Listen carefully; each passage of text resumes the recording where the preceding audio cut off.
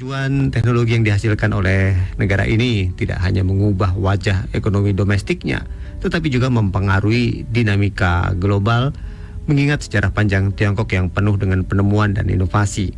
Perjalanan mereka menuju keunggulan teknologi saat ini bukanlah sebuah kebetulan, tetapi merupakan hasil dari dedikasi, kerja keras, dan visi masa depan mereka yang jelas ya Del ya. Betul. Dan kalau kita ingat kembali gitu San ya, sebagian dari kita tentu tahu bahwa sejak zaman kuno Tiongkok telah dikenal sebagai pusat inovasi. Iya. Penemuan seperti kertas, kompas, mesiu, dan mesin cetak memperoleh popularitas di seluruh dunia dan memberikan kontribusi yang signifikan terhadap peradaban manusia. Namun sekarang Tiongkok berusaha untuk tidak hanya menjadi pengguna teknologi, tetapi juga menjadi pemimpin dalam inovasi teknologi. Misalnya, sejumlah teknologi yang luar biasa banyak juga yang berasal dari Tiongkok. Betul. Dan tidak hanya itu, teknologi Tiongkok ini juga mampu mempengaruhi kemajuan dunia dengan temuan teknologinya. Iya, benar. Dan Tiongkok memiliki sejarah yang panjang ya, sebagai negara yang berfokus pada inovasi dengan ditemukannya kertas misalnya oleh Cai Lun pada abad kedua Masehi dan penemuan bubuk mesiu. Nah, ini tentu memiliki dampak yang besar pada peradaban dunia.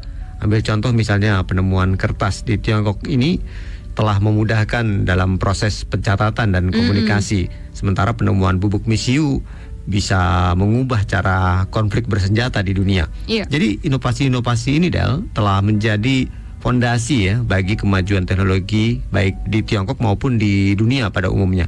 Dan kalau kita lihat di abad ke-19 pendengar, perkembangan teknologi di barat juga sudah mendorong banyak reformasi dan upaya modernisasi yang melahirkan keinginan untuk mengintegrasikan teknologi modern yang dipelajari dari bangsa-bangsa lain yang berkontribusi juga kepada kebangkitan industri di Tiongkok ini, Del. Betul. Nah, setelah reformasi ekonomi yang diprakarsai oleh Deng Xiaoping pada tahun 1978, Nisan, Tiongkok mulai mengadopsi model pasar yang lebih terbuka. Dan penekanan pada pendidikan dan pengembangan teknologi menjadi fokus utama pemerintah. Jadi dalam 2 dekade setelah reformasi tersebut, Tiongkok mengalami pertumbuhan ekonomi yang spektakuler, dibarengi dengan investasi besar dalam bidang penelitian dan teknologi. Dan pada abad ke-21, kebangkitan teknologi Tiongkok juga semakin terlihat nih pada masa Presiden Xi Jinping, di mana pada masa era Presiden Xi Jinping, Tiongkok mengalami berbagai macam kemajuan yang sangat luar biasa dan menimbulkan kekaguman ya di kalangan negara-negara barat. Dan yang menarik juga, di bawah kepemimpinan Xi Jinping, Tiongkok telah menetapkan penguasaan teknologi kecerdasan buatan atau AI sebagai prioritas nasional. Presidensi baru-baru ini juga menekankan pentingnya kemandirian teknologi, terutama dalam pengembangan teknologi AI. Iya, dan memang pendengar, bicara teknologi, Tiongkok sepertinya telah mengalami transformasi yang luar biasa ini dalam beberapa dekade terakhir.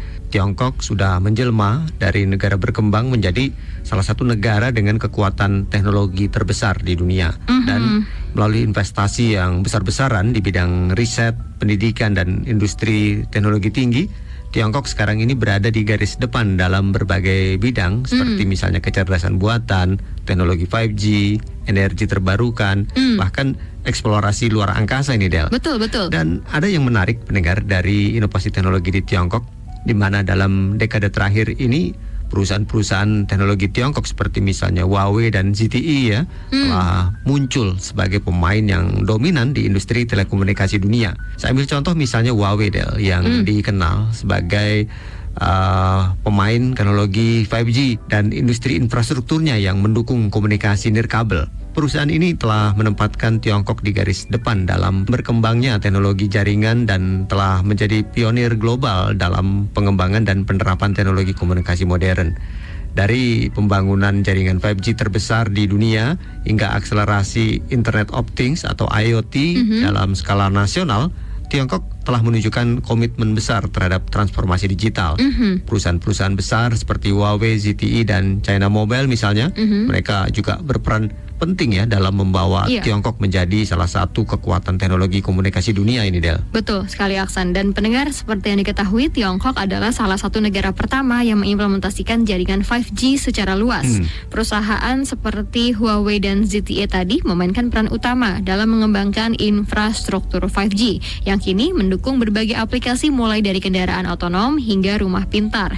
Penerapan teknologi Internet of Things juga meningkat pesat di Tiongkok. Hal ini memungkinkan terjadinya koneksi antar perangkat dalam berbagai sektor industri dan rumah tangga. Nah, kalau kita bicara tentang teknologi kecerdasan buatan, pemerintah Tiongkok ini juga secara aktif ya terus mendorong pengembangan AI sebagai bagian dari strategi nasional. Perusahaan seperti Baidu, Tencent, dan Alibaba ini menjadi pionir dalam menciptakan aplikasi berbasis AI, mulai dari sistem pengenalan wajah hingga mobil otonom. Bahkan di beberapa kota di Tiongkok ini telah menerapkan teknologi pengawasan cerdas yang dilengkapi juga dengan AI untuk meningkatkan keamanan dan efisiensi. Apalagi kan sekarang banyak kota cerdas di Tiongkok yang kini juga menggunakan mobil otonom nih, San. Makanya pengawasan cerdas juga tentunya diperlukan gitu ya, agar supaya tetap aman dan nyaman. Iya, dan terkait dengan mobil otonom ini, Del, revolusi teknologi kendaraan otonom saat ini juga sudah mengubah ya cara masyarakat bertransportasi. Terutama di kota-kota besar di Tiongkok ini, pendengar. Ambil contoh misalnya di Jinan, ibu kota provinsi Shantung.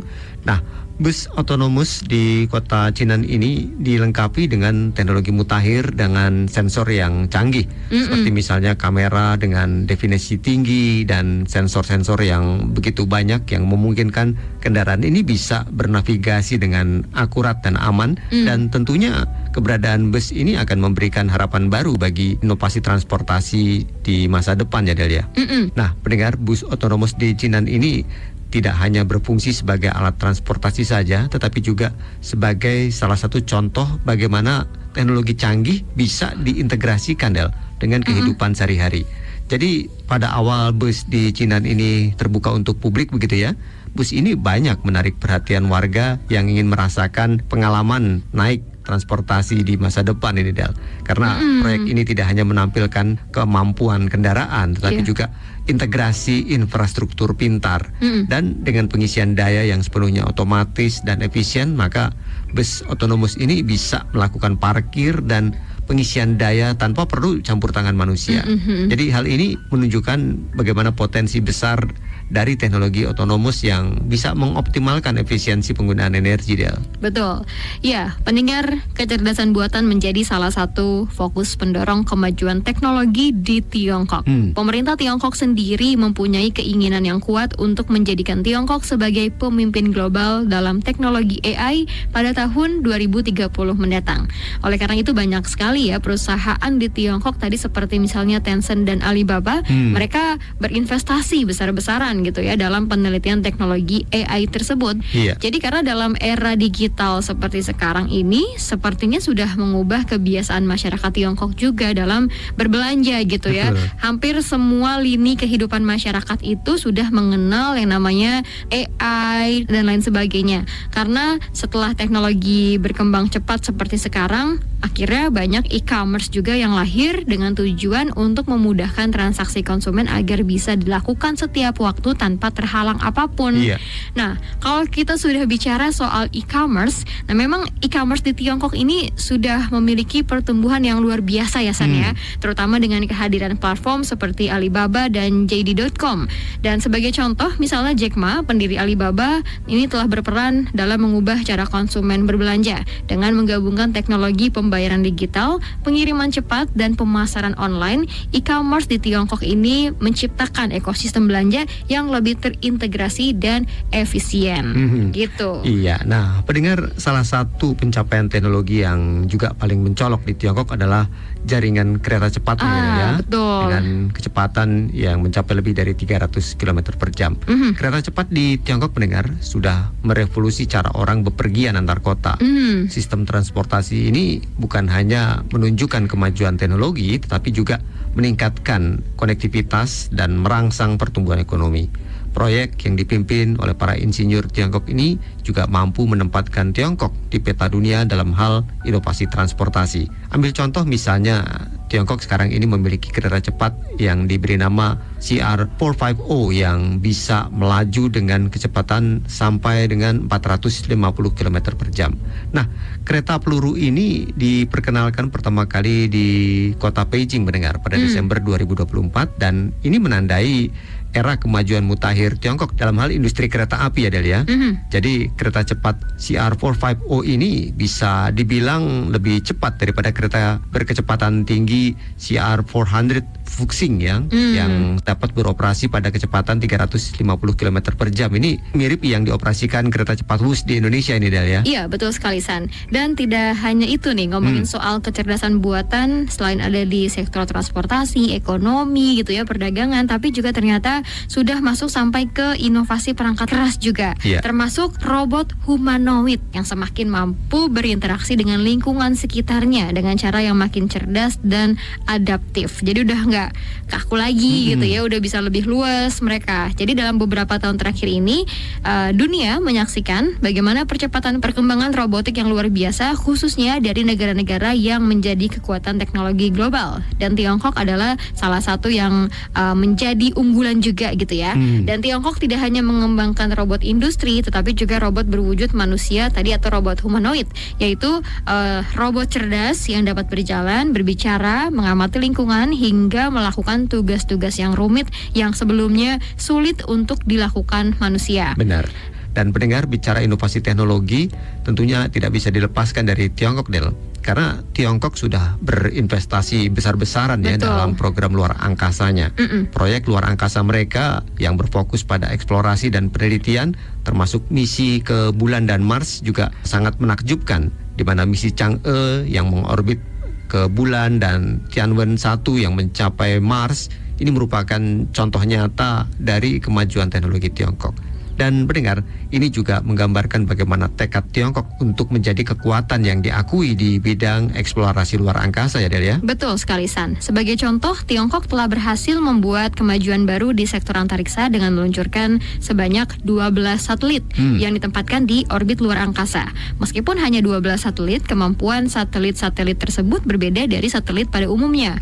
Karena satelit ini memiliki kemampuan pengelolaan data yang lebih canggih. Terlebih lagi satelit ini mengandalkan kecerdasan buatan. Jadi ini merupakan sebuah terobosan baru karena biasanya satelit hanya mengandalkan stasiun terestrial, dan menariknya satelit-satelit ini bisa saling berkomunikasi dengan kecepatan hingga 100 GB per second. Jadi bisa dibayangkan ya, dengan mengembangkan satelit seperti ini, Tiongkok bisa mengatasi transmisi satelit yang seringkali berjalan lambat karena satelit yang digunakan sekarang ini memang mempunyai kesulitan dalam mengirimkan data. Bahkan satelit hanya mampu mengirimkan kurang dari 10% data ke bumi karena bandwidth yang terbatas dan kekurangan lainnya di stasiun darat. Iya. Nah pendengar, Tiongkok telah menciptakan jalur sejarah yang menarik dan luar biasa melalui inovasi dan teknologinya. Kerja keras, dedikasi, dan visi para tokoh yang mendorong kemajuan ini adalah catatan penting dalam konteks sains dan perkembangan manusia. Perjalanan dari masa lampau hingga sekarang menunjukkan bagaimana potensi besar dari penelitian dan pengembangan yang dapat membentuk masa depan dunia. Pendengar, sampai di sini dulu kebersamaan kita dalam Batik kali ini. Akhir kata, saya Aksan